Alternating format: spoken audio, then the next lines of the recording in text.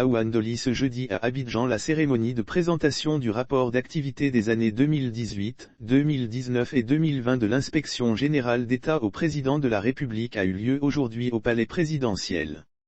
Dans ses articulations, le présent rapport rend d'abord compte des missions effectuées au cours de ces 3 années, présente, ensuite, les principales difficultés rencontrées par les organes de contrôle de l'ordre administratif et procède à l'évaluation du fonctionnement des services publics ainsi que de leur performance. Il expose enfin, quelques suggestions et recommandations destinées à améliorer le fonctionnement des services de l'État. Selon Théophile Aouane Dolly, en dépit de la pandémie de la Covid-19 qui a négativement influencé le bon déroulement des activités, l'Inspection générale d'État, soit seule, soit conjointement avec l'IGF et les IGM, a réalisé 36 missions d'inspection et d'audit interne sur les 3 années 2018, 2019 et 2020.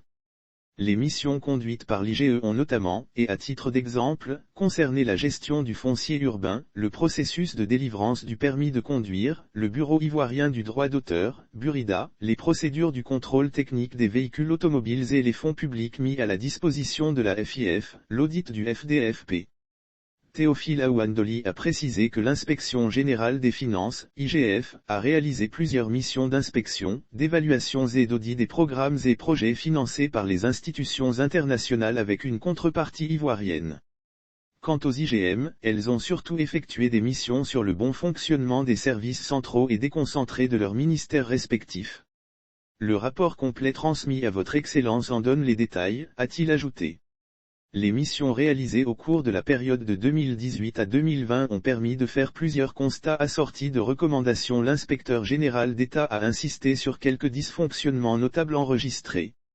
Au nombre desquels, il a relevé, tout d'abord, la situation de nombreux cadres occupant des postes de directeur et de chef de service sans acte de nomination régulier. De même, il apparaît dans le rapport que des membres de conseils d'administration ou des conseils de gestion ont largement dépassé les termes de leur mandat sans être renouvelés ou remplacés. En plus, certains conseils ne se réunissent pas ou se réunissent moins de fois qu'il est prévu par les textes. Quand ils le font, bien souvent, ils ne respectent pas la périodicité des réunions. Par ailleurs, comme l'a indiqué l'IGE, quelquefois, les compétences professionnelles et les diplômes du personnel des structures inspectées ou auditées sont en déphasage avec les missions des dites structures. Bien souvent, en effet, il y a plus de personnel administratif que de spécialistes des domaines gérés par ces sociétés ou ces EPN.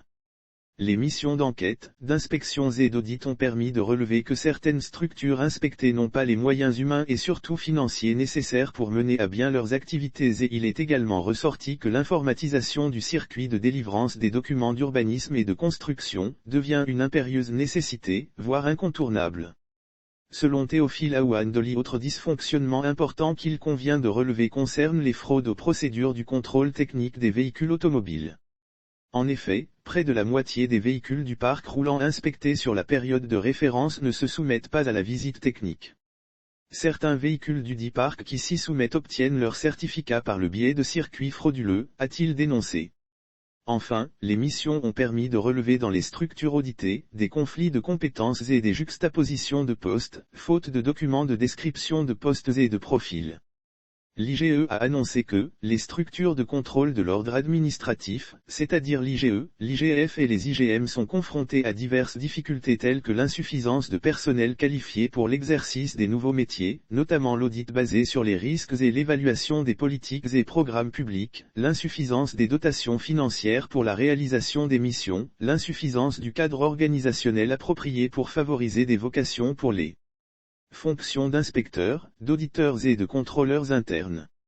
Selon lui, une autre difficulté non moins essentielle réside dans l'indolence observée par certains ministères et structures parapubliques dans la mise en œuvre des recommandations issues des inspections et des audits effectués. Excellence, sur la base des dysfonctionnements constatés, nous avons fait une série de recommandations contenues dans le rapport qui vous sera remis tout à l'heure. Nous voudrions plus particulièrement mettre l'accent sur certaines d'entre elles. En ce qui concerne la conformité des services publics, il conviendrait d'appliquer les sanctions prévues par les textes en vigueur, de mettre fin aux contrats et conventions parallèles non signés par l'ordonnateur et le contrôleur budgétaire des EPN, d'exiger la mise en place de manuels de procédures opérationnelles et comptables. En ce qui concerne la performance des services publics, c'est justifier l'IGE. Comme recommandons, il souhaite l'élaboration des plans stratégiques et des matrices d'action chiffrées avec fixation des objectifs et des indicateurs pour l'ensemble des services publics, y compris dans les missions diplomatiques, conformément aux exigences de la gestion axée sur les résultats, gare, la poursuite et l'intensification des missions d'audit auprès des ministères, des programmes, des projets et des structures sous tutelle. Nous savons à quel point la question du contrôle et de la bonne gouvernance vous tient à cœur. Nous demeurons votre instrument pour y apporter la solution idoine. Nous restons donc à l'écoute de votre Excellence pour les instructions qu'il vous plaira de donner à vos soldats que constituent les acteurs du contrôle administratif qui, comme de bons soldats, sont prêts à contribuer à assurer la transparence, la bonne gestion, l'efficience et la performance des services publics de l'État, a-t-il mentionné.